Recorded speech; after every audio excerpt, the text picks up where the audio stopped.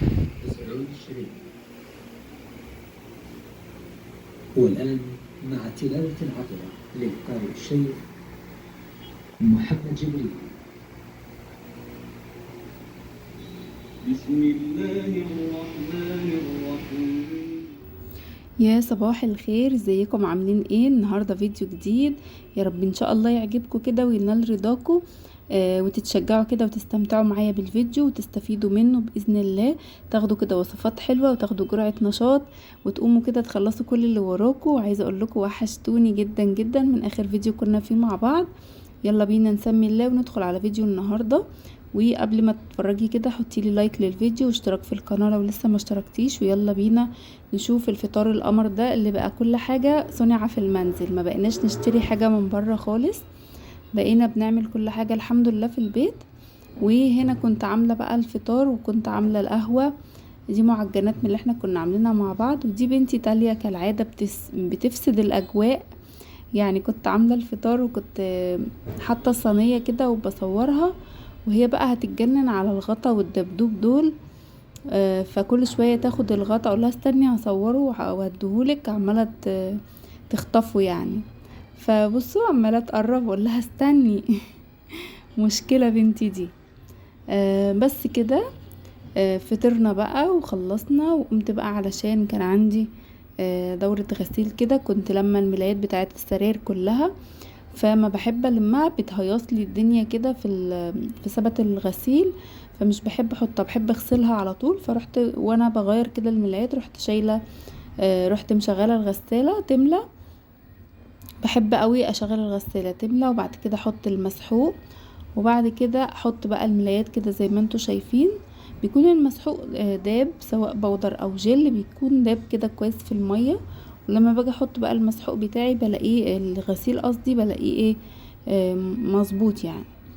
بس كده حطيت كده الملايات وقفلت الغسالة وخرجت على بره. كان الاجواء فظيعة الصراحة، الدنيا كانت متبهدلة خالص.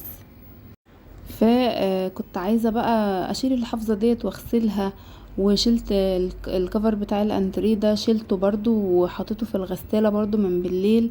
كنت ناوية اعمل الريسبشن كله يعني. بصوا ده شكل الانتريه بتاعي، يعني قديم شوية، الموضة بتاعته قديمة شوية او القماش. بس انا بعمل ايه بقى يعني ايه بحط له كفر كده مخليه شكله مودرن وحلو قوي. شلت بقى كل الحاجات ديت ومسكت بقى الدنيا، عملتها عاملة محترمة. بس طبعا معرفتش اصور معاكم لان ولادي حواليا وبيجروا ورايا وبجري منهم وعايزة اخلص بسرعة والتصوير بياخد وقت. فهعرض لكم بقى الحاجات اللي ايه اللي امكن يعني ان انا عرفت اصورها لكم.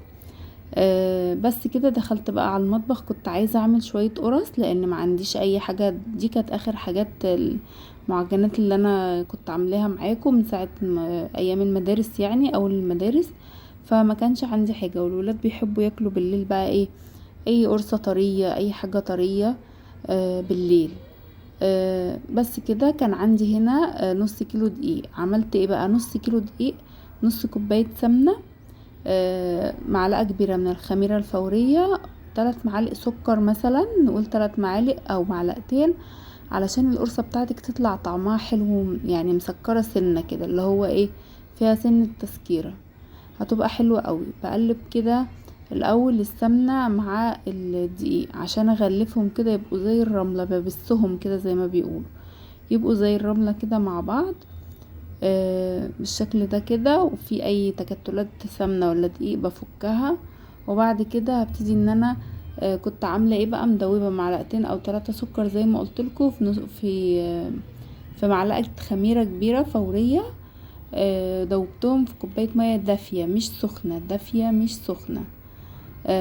بقلبهم كده مع بعض وهبتدي بقى ان انا اعجن بيهم. طبعا هي المية ملهاش مقدار، بس هي اخدت معايا مثلا نقوله كوبايتين مية يعني، او مش كوبايتين مية، كوباية مية ونص حليب.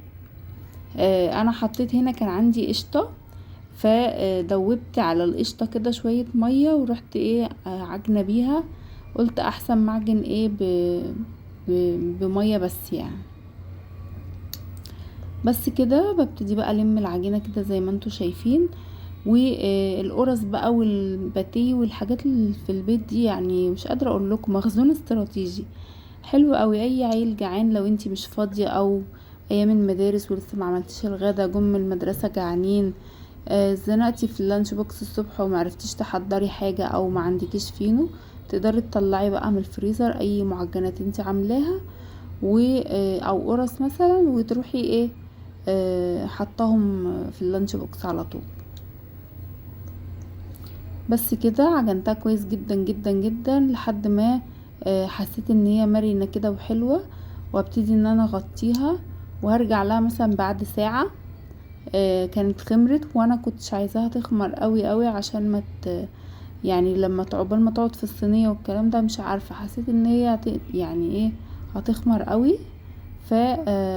فتحت عليها كده على طول. وهنا بقى هبتدي ايه ان انا اقرصها. بعمل ايه بقى؟ بضم حتة العجينة على ورا كده، على زي ما تكون كده سرة، بلمها وابتدي ان انا امسك كده القرصة. انا عايزة السمك مثلا سمك 1 سنتي، علشان احس ان القرصة بتاعتي كده فيها لبابة او طرية، او لما تطلع من الفرن تبقى حلوة وطرية. بس كده خلصت كده اول واحدة وبعملها.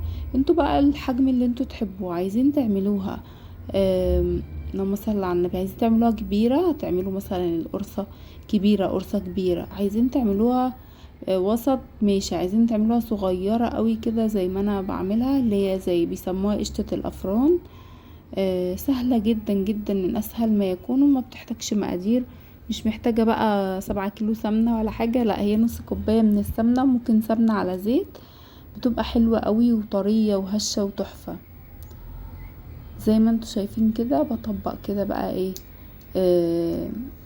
بطبق ايه، ببطط كده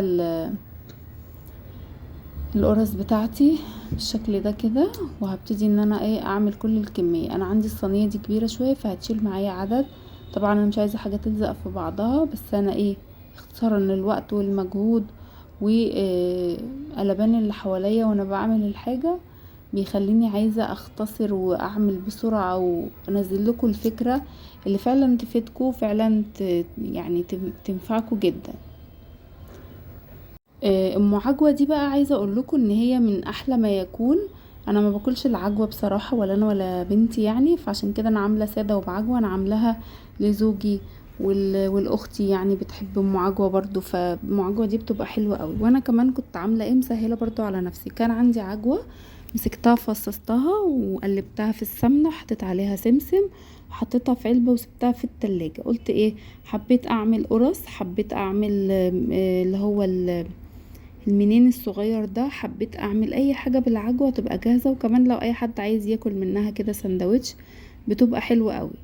عملت كده كل الكمية زي ما انتوا شايفين. وبصوا العجوة اللي انا بقولكوا عليها عاملاها ومخليها كده بالسمسم، بتبقى حلوة قوي. في ناس بتحب تقلبها كده في سمنة. انا بعتذر لكم طبعا عن الصوت حواليا، لان انا قاعدة جنب البلكونة بالشكل ده كده زي ما انتوا شايفين.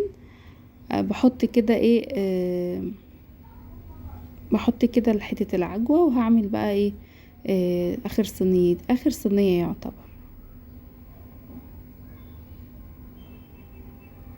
بس كده هعمل بقى اول واحدة، عملت اول واحدة وهعمل التانية. عايزة بقى ارحب بكل الناس القمر الجميلة اللي دخلت عندي جديد في القناة، واقول لهم يا رب ان شاء الله اكون عند حسن ظنكم. كل الناس الجميلة اللي بتتفرج وتمشي للمرة 70-80، اشتركوا يا جماعة، اشتركوا في القناة عشان يوصلكوا كل الحاجات الجديدة اللي احنا بننزلها. ومعذرة طبعا عن الاختفاء الطويل اللي انا اختفيته اليومين اللي فاتوا. صدقوني من اول المدارس وانا مسحولة جدا جدا. انتوا فاهمين، اول اسبوع او 2 في المدارس دول بيبقوا كده ايه سحلة، يعني بيخلوا الواحد يلف حول نفسه حرفيا. ما بالكوا بقى بواحدة ايه معاها 2 صغننين بروح وباجي بيهم. ففعلا الحمد لله على كل حال، وربنا يقوينا يا رب. وربنا هو اللي بيدبر الامر، مش احنا خالص. يعني انا ببقى قاعدة مش عارفة هعمل ايه، هنزل ازاي، بلاقي ربنا كده سخر لي عباده الصالحين يعني بيساعدوني. فاللهم لك الحمد على اللي انا فيه يعني. بس كده عملت دول كده بالعجوة. مش عارفة وانا بتكلم من شوية قلتلكم ان انا بعمل بالعجوة وانا كنت بعمل في السادة، مش فاهمة انا نمت ولا ايه. هنا بقى بشققها كده علشان ما تقبش معايا كده وهي جواها العجوة فتبقى حلوة يعني.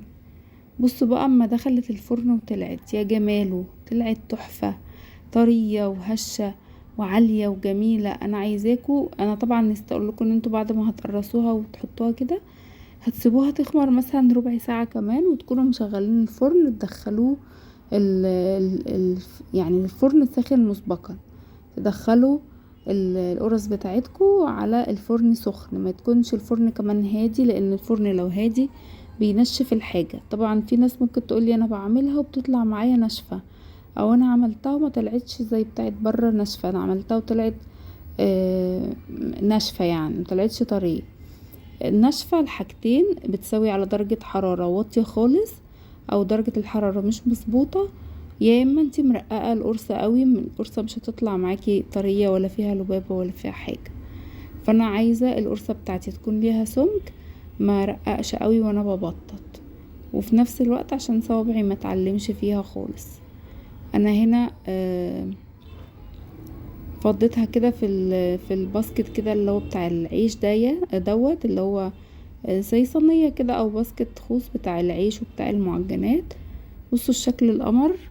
حابين بقى عندكم علبة تلاجة كبيرة تحطوا كل ده في علبة تلاجة وتدخلوها بقى على الفريزر وتطلعوا كده تسخنوا كده على الميكروويف او على الفرن، هتبقى جميلة. حابين تحطوها مثلا لو انتوا عاملين كمية تحطوا كل 5 قرص في اكياس، مثلا كل 5 6 في كيس، وهتيجي مثلا تاكلي انتي واولادك بالليل او هتفطروا الصبح او هتاخدي منها، بتطلعي بقى كل كيس مثلا في 5 ولا حاجة، بتطلعي على قدكوا او بتطلعي كله. بس كده. هنا بقى كنت بقى ايه الفرش اتغسل، فرشته بقى، ابتديت ان انا افرشه. طبعا الفرش ده مرهق قوي في فرشه، فما طبعا بعرفش اصوره معاكم الا ما قل وندر يعني. خلصت كده فرش الريسبشن. احنا كده كنا بالليل. بصوا الريسبشن ده اتعمل على 600 مرة. كنا بالليل او كنت يعني ايه الدنيا هديت شوية. احط بقى الكوشنز دول. انا عند الكوشنز اللي هما التانيين المقلمين دول، وعند الستاير بتاعتهم، وعند كل حاجة غسلتها، وقلت اما اعمل دي كأنها تنظيفة الخريف كده، ولما تدخل الشتاء هبتدي احط الستاير التانية، لان انا ببقى عايزة ستاير تقيلة علشان البلكونه طبعا بنجيب ساقعة جدا. قولولي بقى المخدات دي لايقة ولا لا. المخدات ديت بتاعت النظام القديم اللي انا كنت عاملاه يعني.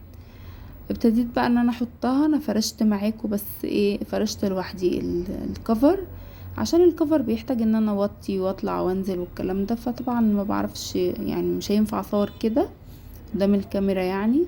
ففرشته وخلصته. حطيت بقى معاكم الكوشنز، وكنت غاسله الستاره بتاعت الستاره اللي هي كانت متعلقه سكري كده او اوف وايت. يا لهوي يا جماعه، نزلت كميه تراب فظيع. تحسوا الستاير ديت بتشيل تراب جامد. عايزه اقولك بقى لو انتي ما عملتيش حاجه ما نضفتيش، قومي وتشجعي يلا. وان شاء الله كده ايه تستفيدي كده من الفيديو وتاخدي جرعه نشاط وتتشجعي كده وتقومي تشوفي وراكي ايه. بس كده. انا بحب ادخل الماسوره جوه الستاره، علقتها كده بالشكل ده اهو. ما كناش بقى بالليل قوي يعني، كنا اللي هو اخر النهار. كان الجو حلو جدا، واليومين دول اصلا الجو جميل جدا. تحسوا الجو كده فيه لسعة برد بالليل، وفي نفس الوقت بالنهار تحسوه لا مش حر يعني، ممكن تقعدي من غير المروحة عادي. ممكن تقفي في المطبخ ما يبقاش الجو حر زي العادة، لا الجو حلو. بس بصوا بقى بوريكوا الستارة ديت اللي هي دي الأساسية، او دي اللي من تحت. والستارة بقى اللي من فوق ديت دي كانت عندي اصلا برضو، كنت عاملاها في نظام قديم وكده في شقتي الاولانية. كانت عندي بقى بس كنت الصراحة ما بفرشهاش، فقلت يلا تغيير، انا غسلة التانيين مش عايزة احطهم تاني او دلوقتي يعني، فتعالوا اما احطكم انتوا. غسلت بقى الحافظة ونشفت، نقعتها من بالليل للصبح ونشفت، وفرشتها كانت مندية شوية بس كانت زي الفل. هنا بقى الانتريه زي ما انتوا شايفين كده الدنيا هادية الحمد لله. انا اصلا كنت قاعده جوه، كنت قاعده في الليفينج، كانت قعدتنا جوه في الليفينج، بس الصراحه زهقت قوي من القعده جوه وحسيت ان لا يعني نقعد برا. ما كنتش عايزه اهد الدنيا واعمل بقى انقل الشاشه والكلام دوت، لان ده مرهق قوي على زوجي يعني، وهيبقى الموضوع بقى نخرم في الحيطه والكلام ده، وانا ما كنتش حابه كده. فكان عندي التلفزيون ده في اوضه النوم جوه. مش قادره اقول لكم من الزمن الجميل، قمر اللهم بارك عليه. طلعته بقى وحطيته كده على مكتبه كده بره، وقعدنا. النظام ده عجبني قوي، وهقول لكم ليه الفيديو الجاي. حطيت كده شلتة وشلتة ورا ظهري، وبقعد كده في الحتة دي في الهوا كده بتاع العصاري، اشرب كده الشاي ولا القهوة، واستمتع كده بنور ربنا. بفضل مخلية النور مطفي لحد المغرب.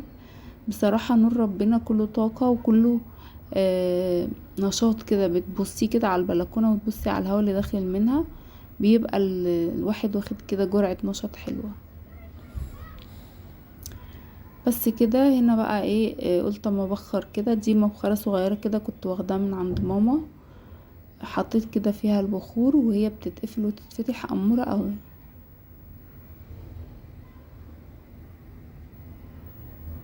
بس كده ولعت البخور وهسيبه بقى هطفيه، وهسيبه بقى يديني شوية روايح حلوة. البخور ده تحفة تحفة.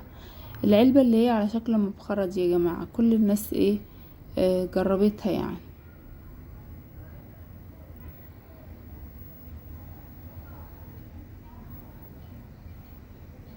بس كده ده كان الفيديو بتاعي. اتمنى يكون عجبكم كده وخدتوا منه طاقة ايجابية واستفدتوا منه اي حاجة. اذكروا الله كده وانتوا بتروقوا بيتكم، شغلوا القرآن الكريم، هتحسوا كده ان البيت فيه سكينة وهدوء حلو. بخروا المكان، الملايكة بتحب الاماكن اللي كلها كده روايح حلوة ونظيفة. املوا بيتكم كده بالسكينة والطمأنينة. شغلوا القرآن على طول زي ما قلتلكم، والبخور والروائح الحلوة، هتلاقوا بيوتكم كلها سعادة. اشوفكم في فيديو جديد، ومع السلامة.